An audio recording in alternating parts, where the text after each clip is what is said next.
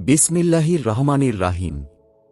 নবী দোজাহান হজরত মুহাম্মদ সাল্লাল্লাহু আলাইহি ওয়াসাল্লাম এর দুনিয়া হতে বিদায় নেওয়ার সাথে সাথেই নবী কন্যা হজরত ফাতেমা রাদিয়াল্লাহু আনহা এর এ দুনিয়া হতে বিদায় নেওয়ার যাত্রার সূচনা হয়েছিল। তিনি প্রিয় নবী সাল্লাল্লাহু আলাইহি ওয়াসাল্লাম এর দুনিয়া হতে বিদায় নেয়ার শোক যাতনা কোনো ক্রমেই সহ্য করতে পারলেন না।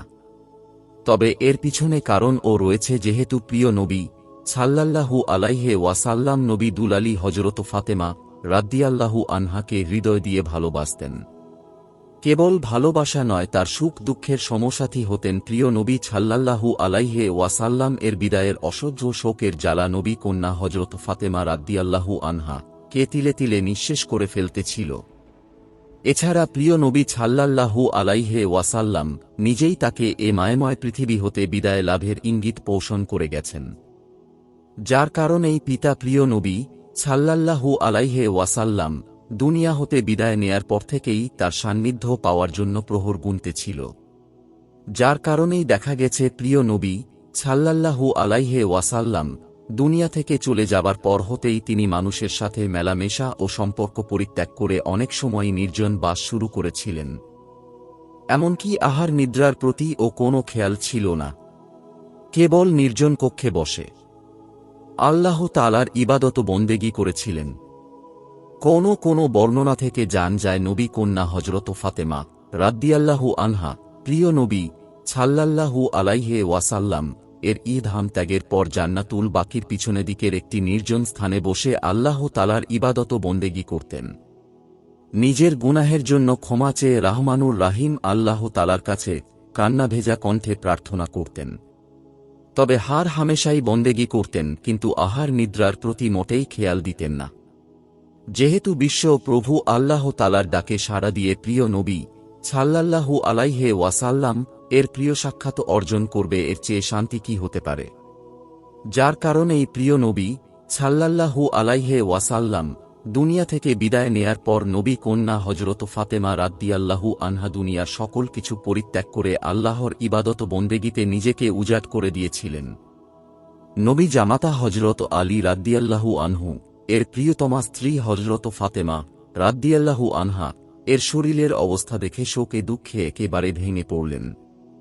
যেহেতু নবী জামাত হজরত আলী রাদিয়াল্লাহু আনহু সর্বগুণে গুণান্বিতা আদর্শের উজ্জ্বল নক্ষত্র, হজরত ফাতেমা রাদিয়াল্লাহু আনহা কে স্ত্রী হিসেবে পেয়ে নিজেকে এ দুনিয়ার মধ্যে সর্বশ্রেষ্ঠ ভাগ্যবান পুরুষ বলে ভাবতেন। কিন্তু নবী কন্যা হজরত ফাতেমা রাদিয়াল্লাহু আনহা এর দেহের শোচনীয় অবস্থা দেখে মনে মনে ভাবলেন, মনে হয় ফাতেমা দুনিয়া হতে অতি শীঘ্রই চলে যাবে। এ চিন্তা করে নিজেকে সর্বাপেক্ষা হতভাগ্য এবং শোক সন্তপ্ত মনে করতে লাগলেন। শুধু নবী জামাতা হজরত আলী রাদিয়াল্লাহু আনহা ভেঙ্গে পড়েছিলেন তা নয়, নবী কন্যা হজরত ফাতেমা রাদিয়াল্লাহু আনহা এর আদরের দুলাল পুত্রদ্বয় হজরত ইমাম হাসান ও হুসাইন রাদিয়াল্লাহু আনহু মায়ের অসুস্থ শরীর দেখে নিজেদেরকে পৃথিবীর মধ্যে সবচেয়ে দুর্ভাগ্য ও অসহায় মনে করতে লাগলেন। এদিকে প্রিয় নবী সাল্লাল্লাহু আলাইহি ওয়াসাল্লাম আদরের দুলালী হজরত ফাতেমা রাদিয়াল্লাহু আনহা মনে মনে ভাবতেছেন, হয়তো বা তার সময় আসন্ন হয়ে পড়েছে। যার কারণে তিনি প্রয়োজনীয় কতিপয় বিষয় আপন জনদের কাছে ওসিয়ত করে যাওয়া বিশেষ প্রয়োজন মনে করলেন। ইসলামের প্রথম খলিফা হজরত আবু বকর রাদিয়াল্লাহু আনহু এর পত্নী বিবি আসমায়ের সাথে নবী কন্যা হজরত ফাতেমা রাদিয়াল্লাহু আনহা অত্যন্ত সম্পর্ক ছিল। যার কারণে হজরত ফাতেমা রাদিয়াল্লাহু আনহা কোনো এক সময় হজরত আসমা রাদিয়াল্লাহু আনহা কে বললেন, বোন আসমা, আমার মনে হয় আমি অচিরেই আপনাদের নিকট হতে বিদায় নিয়ে যাব। তাই আমি আমার জীবনের শেষ মুহূর্তে আপনাকে কিছু কথা বলে যাব, যা আপনি অবশ্যই রক্ষা করবেন। আমার প্রথম কথা হল, আমার মৃত্যুর পরে আমার মৃত্যু দেহ একমাত্র আপনার নিজের হাতে গোসল করাবেন এবং নবী জামাতা হজরত আলী রাদিয়াল্লাহু আনহু আপনাকে সাহায্য করবেন। আর গোসল করার পরে যে খাটে আমার মৃত্যু দেহ রাখবেন, অবশ্যই তার উপরে পর্দা করে নিতে ভুলে যাবেন না। আর রাতের আধারে আমাকে যাতে দাফন করা হয় সেদিকে বিশেষভাবে অবশ্যই খেয়াল রাখবেন। আর যাতে লোকজনের সমাগম কম হয় সেদিকে বিশেষভাবে খেয়াল রাখবেন। কেননা বেশি লোকের উপস্থিতিতে পর্দা রক্ষা হবে না। নবী কন্যা হজরত ফাতেমা রাদিয়াল্লাহু আনহা মৃত্যুর পূর্বে তার এহেন অসিজতমূলক কথাগুলো স্বামীকে না বলে হজরত আসমা রাদিয়াল্লাহু আনহাকে কেন বললেন? এর কারণ হল নবী কন্যা হজরত ফাতেমা রাদিয়াল্লাহু আনহা মৃত্যু আসন্ন এ সংবাদ নবী জামাতা হজরত আলী রাদিয়াল্লাহু আনহু এর কাছে বললে তিনি শোকের দুঃখে অস্থির হয়ে পড়বেন। যেহেতু হজরত ফাতেমা রাদিয়াল্লাহু আনহা হজরত আলী রাদিয়াল্লাহু আনহু কে প্রাণ দিয়ে ভালোবাসতেন এবং হজরত আলী রাদিয়াল্লাহু আনহু ও হজরত ফাতেমা রাদিয়াল্লাহু আনহা কে অন্তরের অন্তঃস্থল দিয়ে ভালোবাসতেন।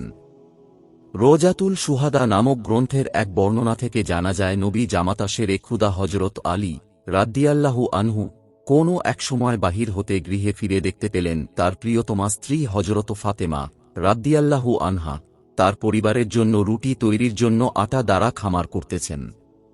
কেবল রুটি তৈরির জন্য আটা দ্বারা খামার করতেছেন তা নয়, অন্যদিকে তার আদরের দুলাল পুত্রদ্বয় হজরত ইমাম হাসান ও হুসাইনের মাথা ধৌত করাবার জন্য নিজ হাতে মাটি ভিজায় রাখলেন এবং নিজ হাতে তাদের কাপড় ও ধৌত করে দিয়েছেন।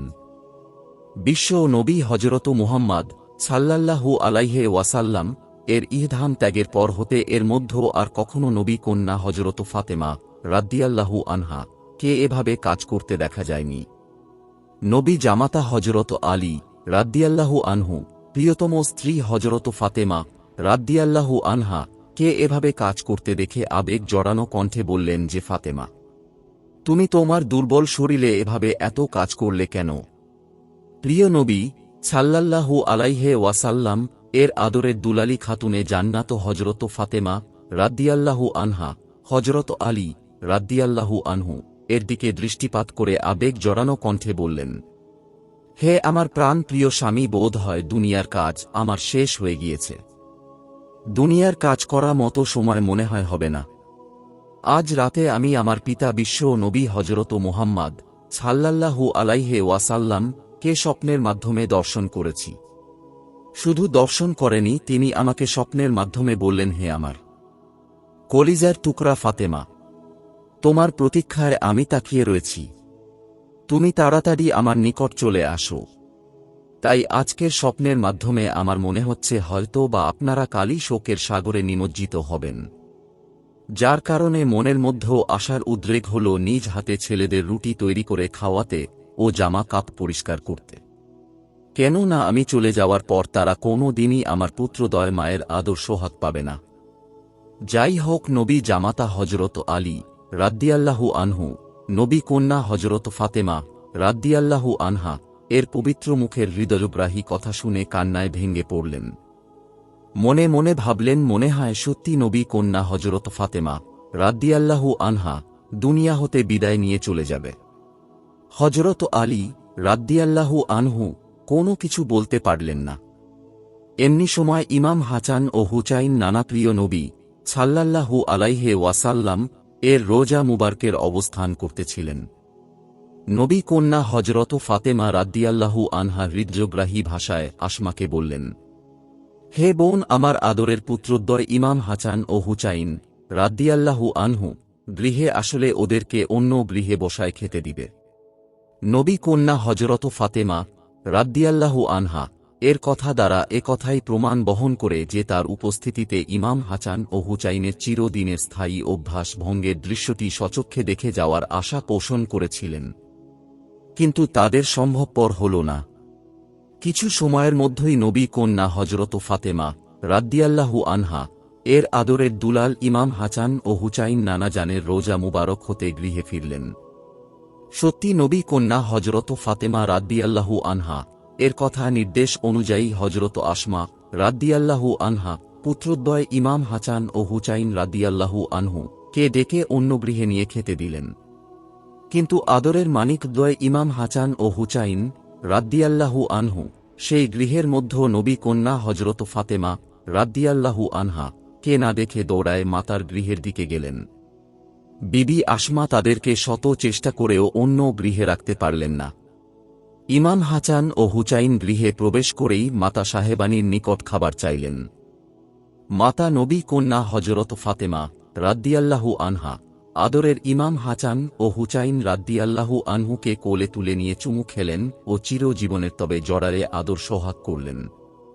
তারপরে হযরত ফাতেমা রাদ্দিয়াল্লাহু আনহা তাদেরকে মনের খুশিতে নিজ হাতে খাওয়ারে আবার প্রিয় নবী সাল্লাল্লাহু আলাইহি ওয়াসাল্লাম এর রোজা মুবারকে যেতে বললেন। এদিকে হযরত ফাতেমা রাদ্দিয়াল্লাহু আনহা তার শওকাতুর স্বামীর অবস্থা পূর্বে হতেই লক্ষ্য করে আসতেছিলেন। নবী দুলালী হযরত ফাতেমা রাদ্দিয়াল্লাহু আনহা তার আদরের পুত্রদ্বয়কে নানা জানের রোজা মুবারকে পাঠায় দিয়ে নবী জামাতা প্রাণ প্রিয় স্বামী হযরত আলী রাদ্দিয়াল্লাহু আনহু এর নিকট উপস্থিত হয়ে তার কাছে বসে পড়লেন। তখন তিনি স্বামীকে লক্ষ্য করে বললেন, এ পৃথিবীতে জন্মগ্রহণ করলে আবার মৃত্যু সুধা পান করতে হবে। কেহই এ মায়াময় পৃথিবীতে চিরস্থায়ী থাকতে পারবে না। এ ব্যাপারে আপনি আমার চেয়ে অনেক জ্ঞান রাখেন। যাই হোক, আমার সময় খুবই আসন্ন। আপনি আমাকে আমার সকল অপরাধের জন্য আমাকে ক্ষমা করে দিবেন। কিন্তু আপনার কাছে আমার বিশেষ আপত্তি হল আমার আদরের মানিকদ্বয় ইমাম হাসান ও হুসাইন রাদ্দিয়াল্লাহু আনহু এর প্রতি দৃষ্টি রাখবেন। আর সময় সুযোগ হলেই আমার কবর জিয়ারত করে আমার গুনাহের জন্য আল্লাহ রাব্বুল আলামিনের কাছে প্রার্থনা করবেন। মনে রাখবেন, আপনি যদি আমার কবর জিয়ারত করে দুয়া করেন তাহলে আমি আপনার কাছে অবস্থান না করেও পরম শান্তিতে থাকতে পারব বলে আশাবাদী। এ কথা বলে নবী কন্যা হযরত ফাতেমা রাদ্দিয়াল্লাহু আনহা বিভিন্ন কথার মাধ্যমে হযরত আলী রাদ্দিয়াল্লাহু আনহু কে সন্তুষ্ট করতে চাইলেন। নবী কন্যা হযরত ফাতেমা রাদ্দিয়াল্লাহু আনহা হৃদয়গ্রাহী কথা শুনে কান্না ভেজা কণ্ঠে হযরত আলী রাদ্দিয়াল্লাহু আনহু বললেন, হে ফাতেমা, আমার দীর্ঘদিনের দাম্পত্য জীবনে তুমি আমার মনে কোনো দিনই কষ্ট দাওনি, বরং আমাকে তুমি শত কষ্টের মধ্যেও সান্ত্বনামূলক কথা দিয়ে সান্ত্বনা দিয়েছ, যা আমার হৃদয় হতে কোনো দিন মুছে ফেলা যাবে না। তাই তুমি চলে গেলে আমি আলী রাদ্দিয়াল্লাহু আনহু কিভাবে ধৈর্য ধারণ করব? এখন আমি আমার চারদিকে অন্ধকার দেখতেছি। হে ফাতেমা, তুমি এত সকালে যে আমাদেরকে ছেড়ে চলে যাবে তা কোনো দিন চিন্তাও করিনি। তবে এ কথা চিরন্তন সত্য কথা যে এ পৃথিবী হতে সকলেই বিদায় নিতে হবে, তবে আজ আর কাল। তাই তো আল্লাহ তাআলা আল কুরআনে ইরশাদ করেন, প্রত্যেক প্রাণীরই মৃত্যুর শরবত পান করতে হবে। কিন্তু আমার দুঃখ লাগে, তুমি নবী কন্যা হয়ে আমার অভাবের সংসারে কত যে কষ্ট করেছ যা বলার মতো না। আমার অভাবের সংসারে কত যে না খেয়ে রয়েছ সে কথা আমার মনে পড়লেই আমি চোখের পানি রাখতে পারি না। তোমাকে যেভাবে আদর যত্ন করা উচিত ছিল তা আমি করতে পারি নাই, বিধায় তুমি আমাকে ক্ষমা করে দাও।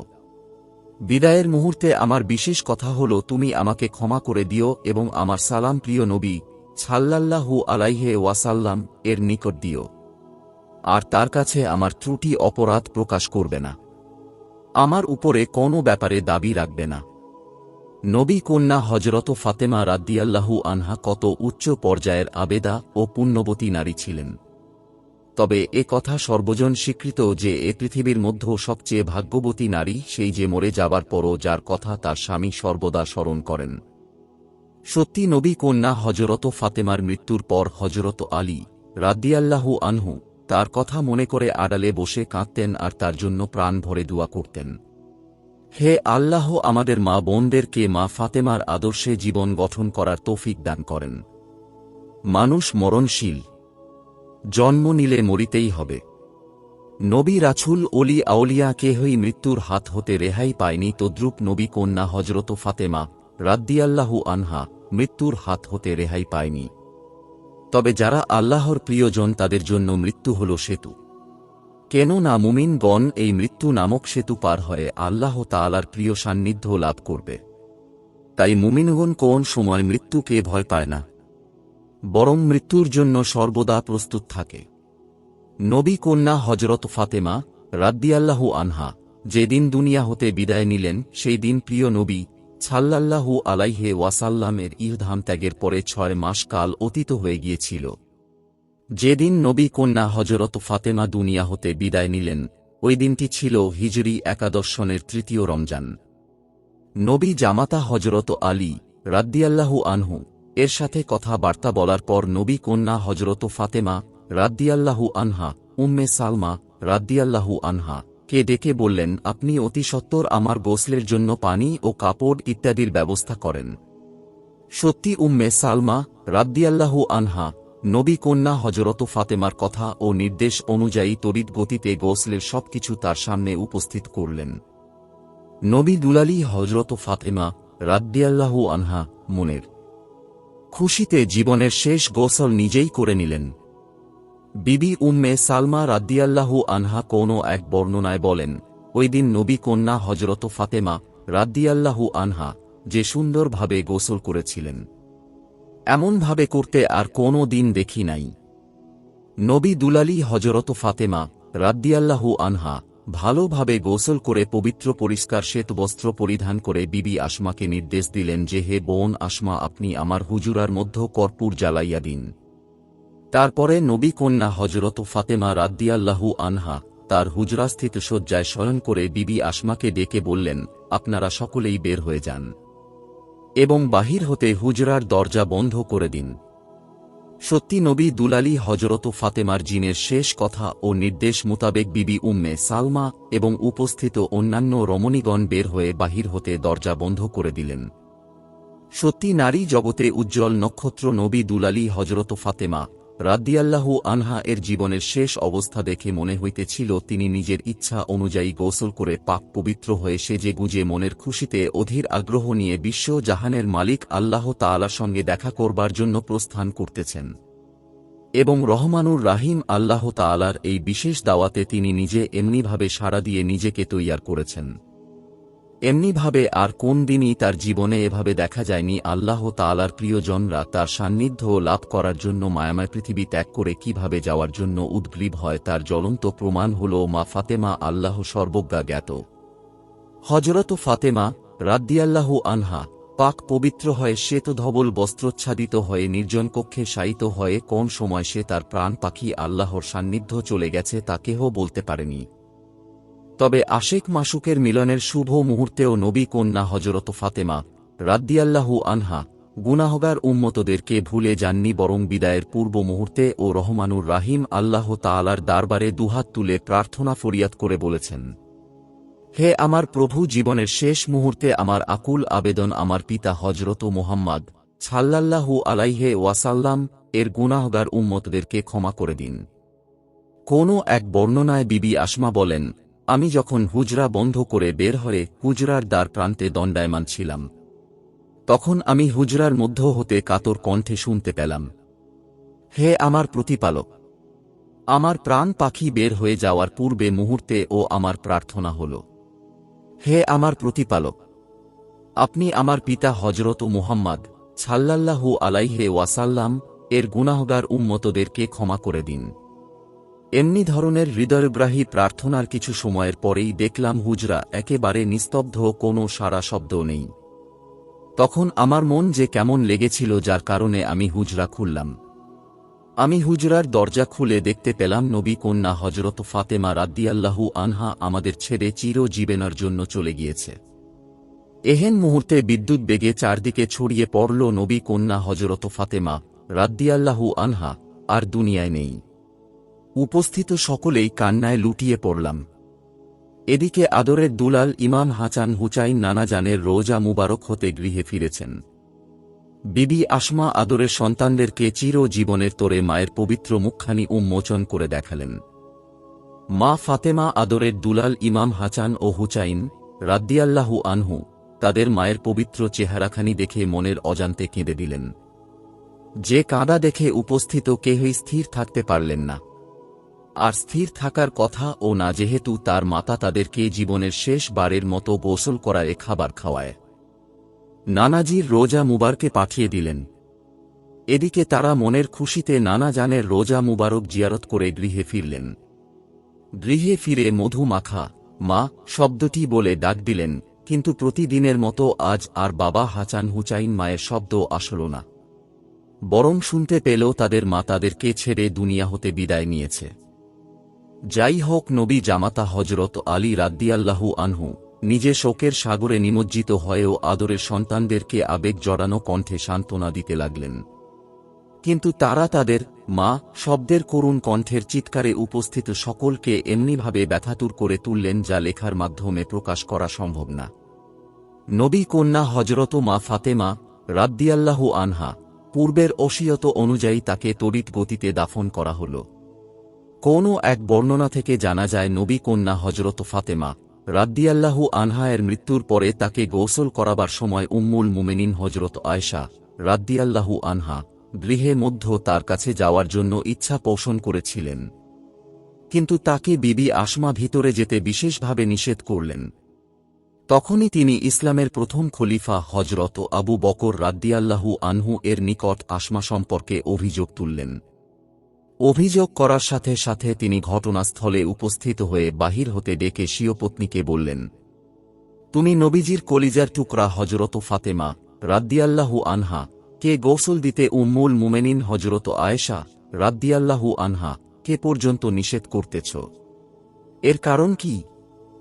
গৃহের মধ্য হতে আসমা পূর্বের অসিযতমূলক কথাগুলো হজরত আবু বকর রাদিয়াল্লাহু আনহু কে বিশেষভাবে অবহিত করলেন। আসমার কথাগুলো শুনে হজরত আবু বকর রাদিয়াল্লাহু আনহু কোনো কিছু না বলেই এখান থেকে চলে গেলেন। কোনো বর্ণনায় এভাবেই দেখা যায় যে নারী জগতের উজ্জ্বল নক্ষত্রপ্রিয় নবীর কলিজার টুকরা হজরত ফাতেমা রাদিয়াল্লাহু আনহা ইহধাম ত্যাগের সংবাদ চারদিকে পৌঁছালে পূর্বেই রাতের আধারেই তার দাফন কার্য শেষ হয়েছিল। এমনকি নবী কন্যা হজরত ফাতেমার ইহধাম ত্যাগের সংবাদ এ মুহূর্তে হজরত উমর রাদিয়াল্লাহু আনহুকে জানানো হল না। দাফন কাফনের পরের দিন সকালে হজরত উমর রাদিয়াল্লাহু আনহু সহ কতিপয় সাহাবী হজরত আলী রাদিয়াল্লাহু আনহু এর কাছে আবেগ জড়ানো এ বিষয়ে অভিযোগ তুললেন।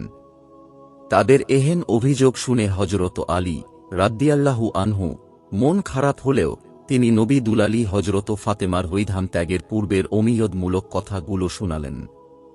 হজরত আলীর কথা শুনে হজরত ওমর সহ সাহাবীরা কিছুই বললেন না, বরং তারা নবী কন্যা হজরত ফাতেমা রাদিয়াল্লাহু আনহা এর জন্য প্রাণ ভরে দোয়া করলেন। প্রিয় নবী সাল্লাল্লাহু আলাইহি ওয়াসাল্লাম এর আদরের দুলালী হজরত ফাতেমা রাদিয়াল্লাহু আনহা এর সমাধিস্থল কোন স্থানে অবস্থিত ছিল তা নিয়ে প্রখ্যাত ইতিহাসবেত্তারা নানাবিধ মত পোষণ করেন। ইতিহাসবেত্তারা বলেন নবী কন্যা হজরত ফাতেমা রাদিয়াল্লাহু আনহা কে তার নিজ গৃহের মধ্য সমাহিত করা হয়েছে, যা ছিল বিশ্ব নবী হজরত মুহাম্মদ সাল্লাল্লাহু আলাইহি ওয়াসাল্লাম এর পবিত্র রোজা মুবারকের পাশের দিকে অবস্থিত।